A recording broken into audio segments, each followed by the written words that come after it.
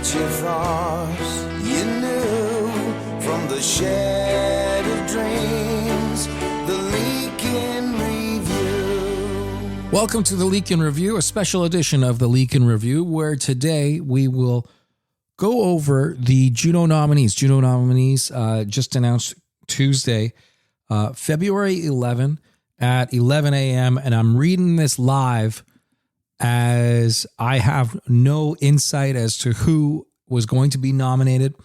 And for sure, I don't have any insight as to who is going to win. I will say, though, that there are two new categories this year. And I think it's pretty cool, at least in one sense. First, there's a category change. Breakthrough Artist of the Year and Breakthrough Group of the Year has merged, which is kind of a drag because, well, there's just one less JUNO to be handed out to somebody who's new. Secondly, I believe there will be, instead of 5 nominees in the category, there will now be 10 nominees in the category for whichever reason.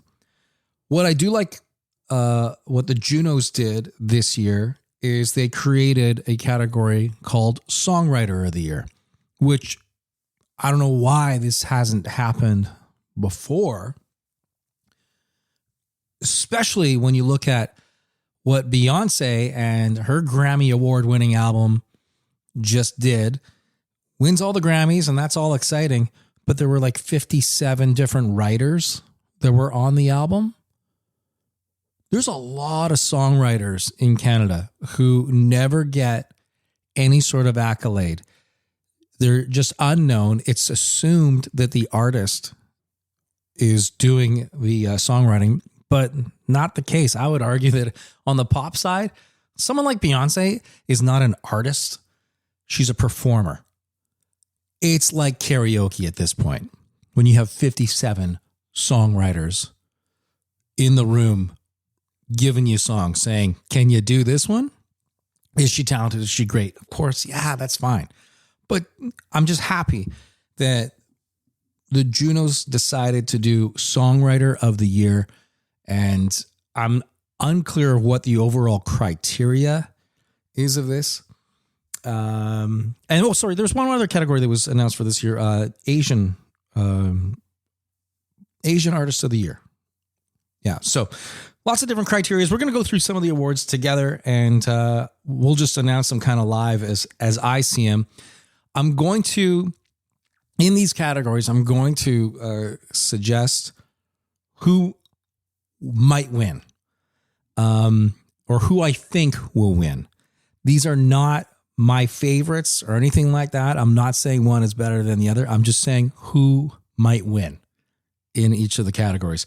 So we're not going to go through fan choice because I don't care. Single of the Year, it starts off with single again, Josh Ross, Winning Speech by Karan Aujla, YYY, Shawn Mendes, X's, Tate McRae, Timeless by The Weeknd, and Playboy Cardi. So for single of the year, I'm going with, as much as I like a number of the songs in the category, I think this is going to go to Josh Ross.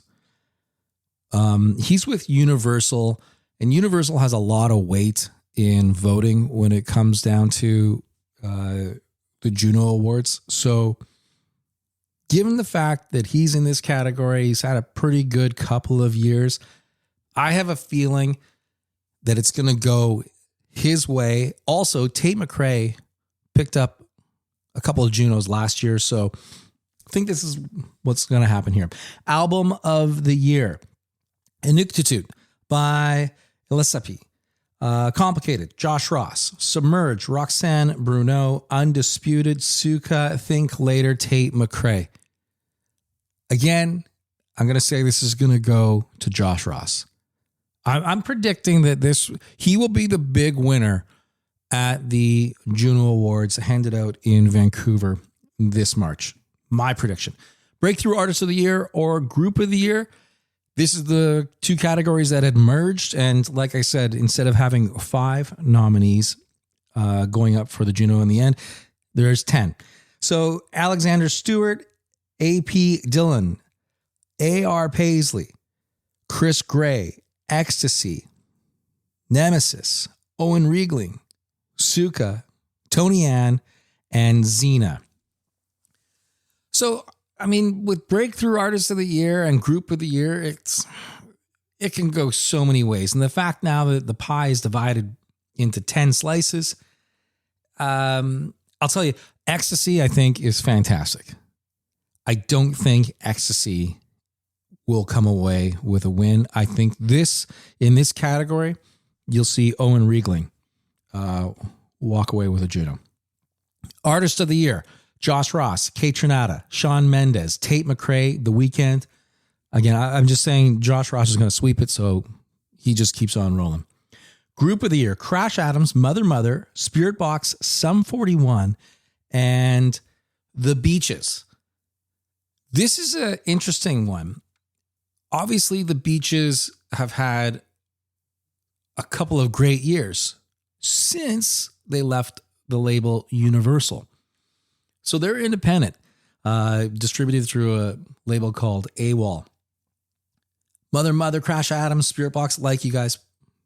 I think this is going to go to Sum 41. The final tour, they're going into the Hall of Fame. I think that they will walk away with Group of the Year for this one. I mean, it just all kind of matches up and kind of gets in a line for them. Classical album, classical jazz album, jazz solo. I don't know anything about this, so I'm just going to cruise on by. Let's see here. As we scroll down, let's do Adult Alternative Album of the Year, which is the worst maybe category title. Adult Alternative. What does that mean? I think they started saying it was supposed to be for maybe an Americana kind of side of things.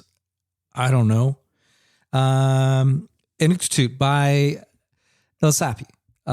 Revelation, Leith Volbeck, Healing Power, Tara Lightfoot, We Were Born Here, What's Your Excuse, The Secret Beach, and Never Better, Wild Rivers. Wild Rivers is going to win that one.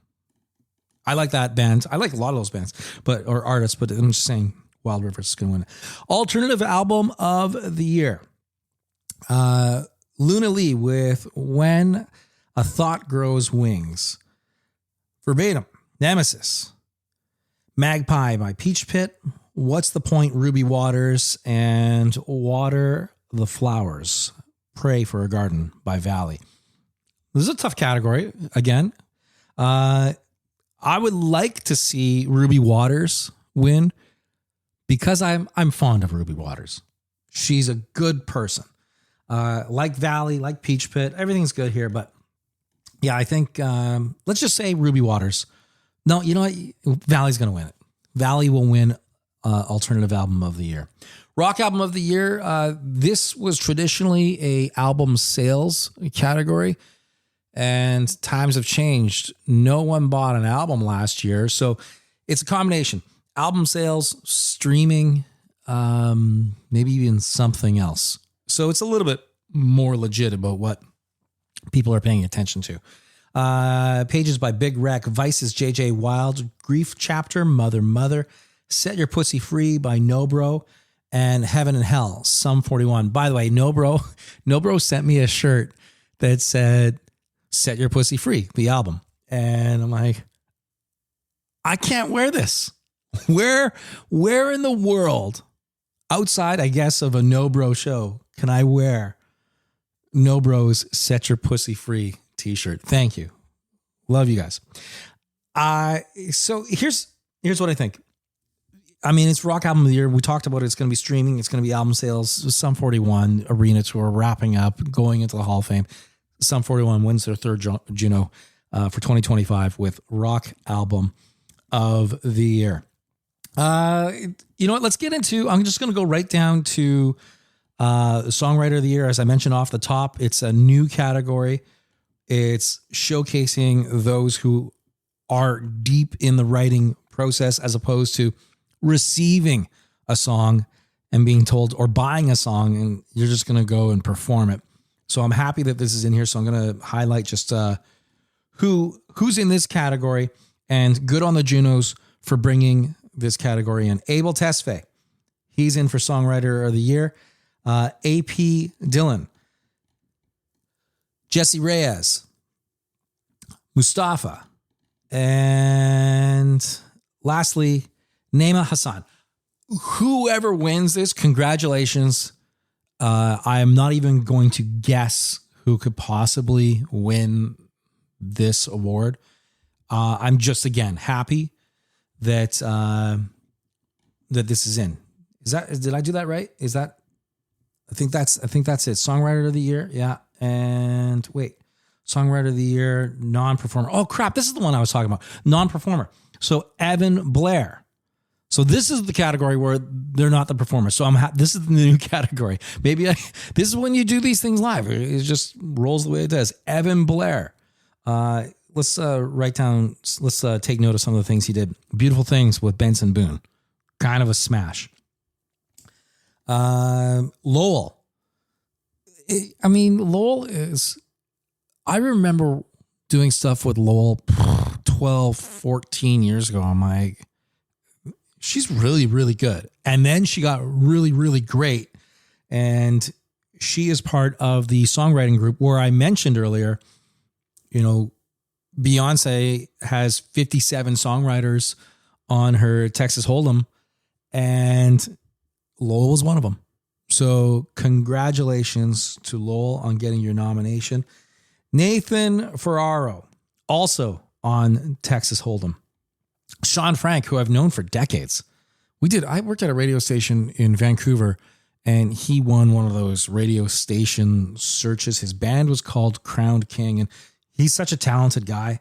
And, he's going to do a lot of great stuff for a lot of years, So he worked with Dua Lipa, Tobias Jessel Jr. This is really, really good. The song that he's on is Love Somebody. Also Training Season. That's cool. So anyways, there's your Juno nominees this year. I'll say that I would like to see Lowell win on Songwriter Non-Performer. I would like to see. So I guess I announced at the top that I won't say who I'd like to see. I would like to see Lowell win it because I think, that's good people. Sean Frank's a good person too. And I don't know Evan Blair, so automatically you can't win if I don't know you. Congrats to all the nominees, to the labels, to the managers, to all the people who work behind the scenes of the music industry, because it takes a village, allegedly. I hope you win a Juno. I hope you have a good time, and we will see you in Vancouver this March. Thanks for tuning in. Make sure you share it, and throw me a note if you think I'm a complete idiot and I picked all the wrong ones to win. We'll see.